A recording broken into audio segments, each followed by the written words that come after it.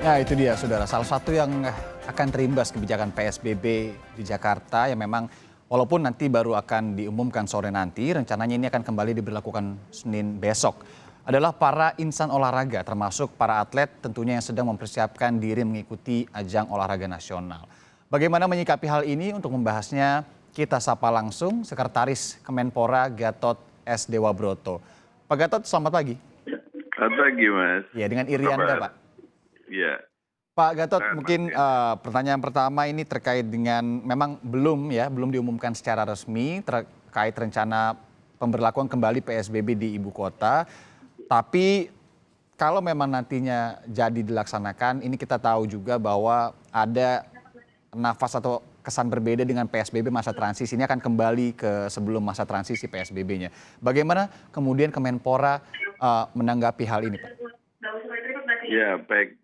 Sebetulnya tadi sudah disampaikan oleh Pak Menpora, Pak Zainuddin Amali, bahwa kita harus mematuhi apa yang menjadi kebijakan dari gubernur. Karena setiap daerah kan punya kebijakan sendiri gitu. Jadi kalau gugus tugas atau satgas kan secara nasional, tapi di wilayah masing-masing tentu saja punya kebijakan. Dalam hal ini adalah Pemprov DKI, meskipun itu baru akan diumumkan siang ini katanya sekitar jam 1 atau sometime ya. Yang kedua adalah bahwasanya untuk yang menjadi concern paling krusial adalah kegiatan olahraga yang berpotensi body contact-nya tinggi. Misalnya tadi disebut kayak sepak bola, basket, itu sudah nggak ada pilihan lain. Efek dari PSBB ini mereka harus untuk menahan diri.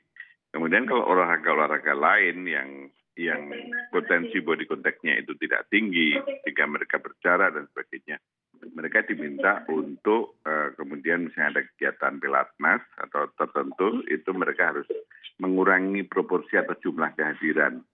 Jadi misalnya kehadirannya tadinya ada misalnya 30 orang, itu menjadi sepertiganya atau 10 orang. Dan nanti kalau berikutnya bagaimana dengan yang sisa yang lain, ya nanti di shift berikutnya. Nah, tetapi di sisi lain, itu pun juga masih harus ada persyaratan panjang, diantaranya mematuhi protokol kesehatan, kemudian yang kedua juga tidak kalah pentingnya juga mereka harus ada pemberitahuan kepada pihak gugus tugas terkait ataupun pihak kepolisian, karena takutnya kalau sewaktu-waktu ada pemeriksaan oleh satgas terkait, ya jangan kaget kalau mereka kemudian tiba-tiba melarang. Jadi poinnya adalah ini harus keputusan dari gubernur harus dipatuhi gitu. Keputusan gubernur pasti akan dipatuhi, tapi memang kalau dari kita ambil misalkan salah satu contoh yang tadi Pak Gatot sampaikan yang body contact-nya tinggi, sepak bola begitu ya, Liga 1, Liga 2 rencananya besok nih Pak, medical workshop ya, ini akan mulai dilakukan juga. Apakah rencana-rencana yang memang selama ini sudah direncanakan akan bergulir kembali beberapa ajang olahraga ini akan berubah? Iya, tentu saja saya yakin cabang olahraga terkait pasti mereka sudah bisa memahami apa yang menjadi keputusan dari gubernur gitu. Jadi kalau setahu saya kalau tidak salah itu kan Liga 1 kan mulainya Oktober gitu ya. Kemudian IBL juga Oktober gitu. Dan kalau mulainya itu masih di koridor, masih within di tanggal PSBB, ya nggak ada pilihan lain, itu terpaksa harus ditunda gitu. Tetapi kalau Mas Riana tadi katakan kalau workshopnya itu pun juga dilihat dulu. Workshop itu dilakukan di mana? Kalau dilakukan di Jakarta pun harus berizin kepada pihak Satgas yang ada di DKI. Oke, sejauh ini bagaimana Pak koordinasi dengan pihak-pihak terkait? Karena kita tahu ya bahwa bidang olahraga nasional ini terutama juga yang ada di DKI Jakarta ini juga melibatkan tentunya banyak pihak begitu. Koordinasi terakhir dengan para pemangku kepentingan seperti apa ya. Pak? Mereka kita sarankan kalau sudah sampai masalah substansi dan teknis seperti ini, langsung kita mintakan untuk berkoordinasi dengan pihak Satgas setempat gitu. Jadi karena kami tidak dalam kapasitas untuk sebagai decision maker, tidak sebagai memutuskan, karena ini kan masalah COVID ini kan sudah integratif kan ya. Kita minta mereka untuk koordinasi dengan pihak Satgas terkait gitu. Karena kalau dapat update gitu. Ya, karena kalau melihat beberapa, kita memang tidak bisa membandingkan dengan negara lain, tapi ada beberapa negara yang memang sudah memulai kembali dengan sejumlah protokol kesehatan di dalamnya, misalkan liga basket atau liga sepak bola begitu yang sudah mulai lagi dengan beberapa protokol kesehatan yang ada di dalamnya. Sejauh ini kalau dari insan olahraga sendiri dari beberapa ajang olahraga di Indonesia, mengingat protokol kesehatannya ini, apakah sudah direncanakan dengan matang, Pak Sesmenpora? Ya, ada informasi yang menarik ya. Kira-kira 2 bulan yang lalu, saya membawa beberapa pimpinan cabang olahraga. Waktu itu ada bulu tangkis saya bawa, kemudian ada basket saya bawa, gitu. Kemudian ada pejabat internal kami yang saya bawa ke gugus tugas. Dan di sana kami sengaja membiarkan pihak cabur itu mendengar langsung apa yang menjadi arahan dari pihak gugus tugas. Kemudian di dalam pertemuan tersebut diperoleh informasi pertama, misalnya kayak untuk yang body contact itu tinggi kayak basket, sepak bola, itu nggak ada pilihan lain. Sebelum dan sesudah pertandingan itu harus di swab PCR. Itu satu. Kemudian yang kedua, mereka paham bahwa olahraga ini penting, tetapi tetap harus ada aturan-aturan seperti yang saya sampaikan lagi, pemberitahuan kepada gugus tugas, kalau sekarang istilahnya satgas, kemudian pihak kepolisian, dinkes, dan seterusnya. Kemudian yang ketiga, yang kita juga tahu bahwa di luar negeri, terlalu kayak di Eropa, itu juga dimungkinkan, tetapi mereka juga koordinasinya modelnya kayak tempo hari waktu kami bertemu dengan gugus tugas, itu harus rutin melakukan koordinasi. Jadi jangan sampai kemudian bermain atau berlaga di tempat-tempat yang taruhlah misalnya di zona merah dan itu tidak direkomendasi oleh pihak satgas gitu. Jadi sesungguhnya komunikasi itu di layer pusat sudah rapi sekali. Karena saya sendiri waktu itu yang memimpin rombongan dari pihak jajaran olahraga kepada pihak tugas. Ya, tentunya yang juga selama ini terdampak para atlet, Pak Gatot. Nah, memang ada seruan juga begitu ya untuk berlatih secara virtual. Tapi untuk beberapa olahraga seperti sepak bola, kemudian basket ini perlu ada koordinasi di lapangan misalkan. Seperti apa, Pak, himbauan untuk melakukan latihan secara virtual ini dari Kemenpora? Ya, sesungguhnya latihan secara virtual itu sudah pernah kami sampaikan dulu pada saat awal-awal PSBB, pada saat awal pandemi gitu. Dalam konteks mereka itu istilahnya kan ada long distance supervision. Jadi pelatih berikan petunjuk atau guidance atau critical advice itu dari jauh-jauh, ibarat jarak jauh itu ya mungkin pelatihnya itu ada di Jakarta atau pemain ada di tempat lokasi tempat tinggal masing-masing dan sebetulnya cukup efektif. Hanya saja kekurangannya cuma satu, kalau tidak physical attendance tidak langsung berkata langsung itu kan disiplinnya juga tidak bisa dikontrol langsung oleh pelatih dan sebagainya. Tapi kan itu kan tidak hanya di Indonesia yang perlu dipahami, ini juga berlaku di negara lain dan pola seperti itu cukup terkontrol dengan baik, hanya masalah disiplin saja yang kurang. Pak Gatot, sejauh ini selama beberapa bulan ini kemudian apa seruan para pemangku kepentingan di dunia olahraga nasional terkait dengan pandemi, apalagi kalau melihat rencananya memang ini besok di Jakarta akan diberlakukan kembali PSBB seperti sebelum masa transisi begitu. Seruan-seruan seperti apa? Apakah ada dari para atlet atau dari para pemangku kepentingan di sana, seperti apa, Pak? Ya, mereka kalau keluhan sih nggak ada ya, karena mereka paham. Itu tadi pahamnya dalam konteks nomor satu adalah kesehatan begitu ya?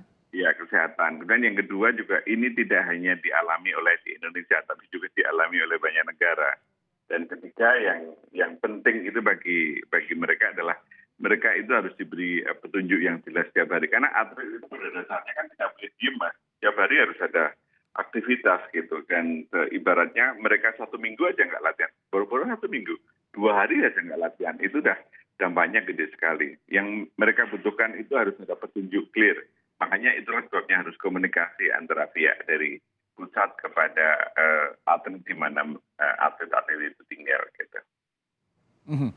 Kita keluar sedikit dari atlet, Pak. Ini kan kalau kita tahu bahwa saat masa transisi misalkan gitu ya di DKI Jakarta atau di daerah-daerah lain di Indonesia deh, memang semangat untuk berolahraga kembali itu besar gitu dari masyarakat. Kalau Pak Gatot sendiri nanti melihatnya seperti apa? Misalkan dilakukan kembali PSBB di DKI Jakarta, bukan masa transisi begitu, melihat semangat olahraga masyarakat tinggi, Tapi apakah ini fasilitas-fasilitas olahraga seperti lapangan sepak bola atau yang lainnya ini akan ditutup kembali, Pak? Ya, nanti kita lihat eskalasinya dulu. Eskalasinya seperti apa. Tapi kalau clear ya, tadi saya katakan kalau PSBB itu udah harga mati. Yang body contact itu udah dulu deh, istirahat dulu gitu. Itu tahan diri kalau bahasanya Pak Menpora tadi gitu. Kemudian yang kedua kalau untuk hal-hal yang sifatnya lain gitu, misalnya kayak tadi misalnya mereka bersepeda, kita lari-lari, itu juga harus lihat dulu. Tadi betul yang disampaikan oleh rencana Pemprov DKI, misalnya area untuk Car Free Day itu ditutup dulu. Karena di situ kan crowded-nya kan tinggi sekali gitu. Kemudian untuk area-area yang jogging, yang tingkat crowded-nya juga tinggi, itu juga kemungkinan juga ditutup. Karena prinsip dari apa yang menjadi kebijakan gubernur itu adalah untuk mengurangi potensi penyebaran atau memutus mata rantai COVID ini sendiri. Kalau ya masyarakat harusnya juga paham. Jadi untuk sementara aja mereka harus nahan diri. Karena paling tidak kan kebijakan ini kan akan berlaku selama 2 minggu. Rencananya memang kalau memang jadi begitu awalnya memang 2 minggu ya 14 hari terlebih dahulu. Iya. Pak terakhir ini ya tentunya insan olahraga ini juga menjadi sesuatu yang ditunggu-tunggu oleh masyarakat. Apa pesan kepada masyarakat selain juga untuk kepada atlet dan para penyelenggara dunia olahraga, ajang-ajang olahraga di Indonesia terkait dengan belum pastinya ini pandemi COVID-19 dan juga berdampak kepada dunia olahraga nasional, Pak? Ya kalau kepada masyarakat secara umum kami tetap menghimbau, mengingatkan agar mereka tetap melakukan kegiatan yang sifatnya itu cenderung kebugaran, menjadi kebugaran. Karena salah satu cara untuk mengatasi atau memperkecil kemungkinan terkena penularan COVID ini adalah untuk menjaga imunitas. Nah, imunitas itu bisa diantaranya diperoleh melalui tingkat kebugaran kita yang bagus. Kalau kita sudah ada pandemi, udah jarang olahraga, dan itu berarti memudahkan untuk virus itu masuk. Jadi sekali lagi jaga kebugaran. Dimanapun bisa kok kita olahraga. Jadi tidak ada alasan karena nggak bisa ngantor, nggak bisa kemudian pergi ke GBK, nggak bisa pergi ke GOR, kemudian nggak olahraga. Nggak. Olahraga itu bisa dilakukan di mana saja. Itu satu. Kemudian kepada para atlet, saya kira yang perlu kami sampaikan, namanya PSBB ini bukan yang pertama kali, pernah terjadi di awal pandemi COVID, dan lakukanlah seperti dulu yang pernah dilakukan, dan ternyata itu bisa, dan itu hasilnya cukup efektif. Kemudian kalau pada para cabur yang mungkin terpaksa ditunda, ya harus dimaklumi, karena ini memang bukan masalah suka tidak suka, tetapi ini adalah kebijakan yang sifatnya sangat krusial demi untuk keberlangsungan kita mengatasi COVID ini sendiri. Jadi harus tahan diri kalau istilah Pak Menpora tadi. Pak Gatot, ini terakhir sekali maaf saya koreksi tadi, adakah Pak Gatot kemudian rapat atau obrolan selama ini, karena kita tahu ini belum pasti terkait pandemi COVID-19, ini bagaimana kemudian menyiasati ajang-ajang olahraga nantinya bila ini masih tidak pasti ke depannya? Apakah sudah ada koordinasi dengan pihak-pihak penyelenggara ajang olahraga seperti di sepak bola atau di bulu tangkis atau di bola basket gitu? Sudah. Jadi kami dengan beberapa cabur tertentu itu sudah berkoordinasi. Misalnya contoh yang paling current itu 2 hari yang lalu. Itu terpaksa pihak PBSI tidak jadi mengirimkan tim. Ini sebenarnya sedih juga karena dalam sejarah itu kita kan tidak pernah tidak mengikuti untuk Piala Thomas sama Uber kan ya.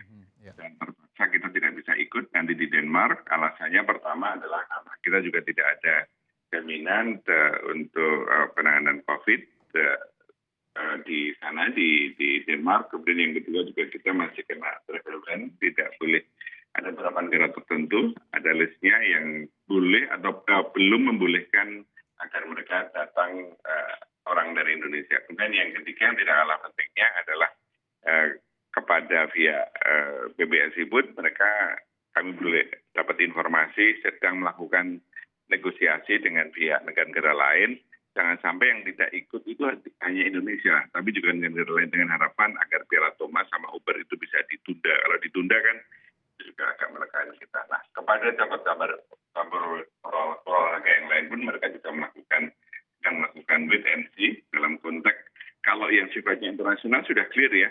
Misalnya kayak Olimpiade tempoh hari sudah jauh-jauh bulan sudah ditunda hingga Juli Agustus tahun depan. Kemudian untuk PON juga sudah diputuskan oleh Pak Presiden tanggal 23 April yang lalu menjadi Oktober tahun depan. Kemudian yang masih di depan mata kami adalah untuk Piala Dunia, itu bulan Mei hingga Juni tahun depan. Moga-moga pandemi COVID di awal tahun sudah agak berkurang. Amin.